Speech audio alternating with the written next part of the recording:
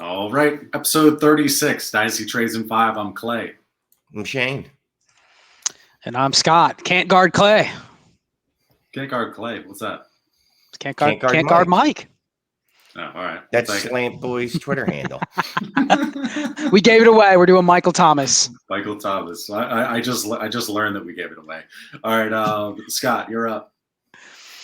Ooh, put me on the spot. Yeah, I mean, listen, we did a video on Calvin Ridley. A lot of the same stuff we talked about there, I think you can apply to Michael Thomas. I mean, their situations aren't the same exactly, but you have now 2 years where you haven't got much from Michael Thomas. He got paid.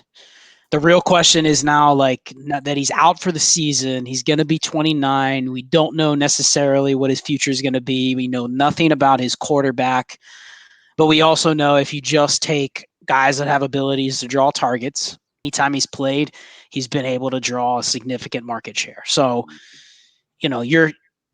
you're weighing his value now, given he's out for the season. He's already at the age apex. You already know there's enough off the field stuff where it's like, I think people are seriously questioning, is this guy completely right in the mind in terms of is his head in the game? But there's a threshold to where it's like, okay, if you're putting him outside the top 30 receivers, I mean, I've seen some deals earlier in the season where right when it was announced he's out for the season, I saw him get traded for Terrace Marshall in a third.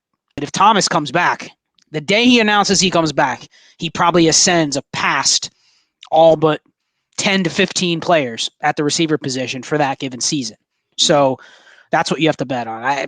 I have a hard time valuing him. I don't have a lot of shares, but I'd be interested in buying some. The problem is, and I'll kick it to Shane because I know he's been in this situation because he has a lot more Thomas than I do. There's a recency bias with his value. People cannot give up the name and what it was. So you go try to buy Michael Thomas at what his value should be. And it's like, oh no, man, you're lowballing me. So let's hear it, Shane. He hasn't done anything in 2 years, right? And even when he was at his apex, he was one of the most target-dependent receivers that's ever existed in the history of football. I've never thought he was actually good at football, and he's not. He's really good at running slants, and he was really good at being the only receiver on the New Orleans Saints. We've seen that what they are without him. They have no one to throw to. So, and it's what it was when he was there. So they had to throw it to him. So he's very good at catching the ball. I'll give him that. He's a very good catcher. That's about all he does.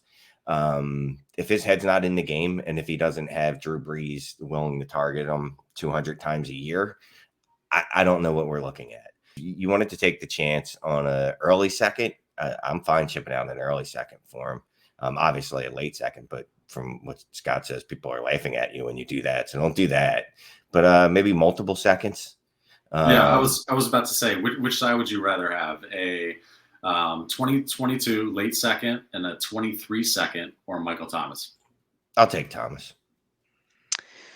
I mean, I think the problem is if you just go through and if you're going to really call that even a mid to early second, even in 2022, you're probably looking at a player equivalent to Elijah Moore type in that range. So if you just phrase it that way, I know Elijah Moore has already checked a lot of boxes, but if you just phrase it that way, Elijah Moore or Michael Thomas? I take Elijah Moore right now. Yeah, I'll take Elijah Moore. Okay, but you're also, and if you look at the 2020 class, because I'm doing an article on that, but that means you could also have ended up with someone like Brian Edwards or Laviska Shenault. Would you take either of those over Michael Thomas? Or Rondale Moore or Terrace Marshall? I mean, you could hit on the wrong side of that, but I think the point is it's really pick your poison. There are people that will feel they're not going to hit on the Brian Edwards and Rondale Moore. You know what I mean? They're going to hit on the pick every single time. Yeah. I think the part of the trade that makes that interesting is you already know you're going to get 2 pedigree prospect shots at those picks. It's just, do they hit or don't they? So I think that's a fair price, but if you just told me it's the 202, I'm probably going to take the pick just with all the other stuff we talked about. He's a 29-year-old receiver with an injury history with a lot of other question marks. So, well, I'll tell you what, once rookie draft season comes up and you try to trade Michael Thomas for the 202 when it's on the clock, it's not going to get accepted. The guy making the pick at, you're right there. The guy making the pick at 202 is going to be like, no, I got this. Sure. You're right, Shane. As soon as the clock strikes midnight and it's February, 29-year-old receivers are not what people are chasing in the offseason. So let's take an old wide receiver and let's take in a young running back who hasn't impressed. Which side would you rather have, Michael Thomas and a late 2022 second, or CEH? I think I would take the risk on CEH as much as I am not the CEH guy anymore. If he comes out and has another good game, I even if I don't like him, I could turn around and flip him for something more than Michael Thomas in a pick.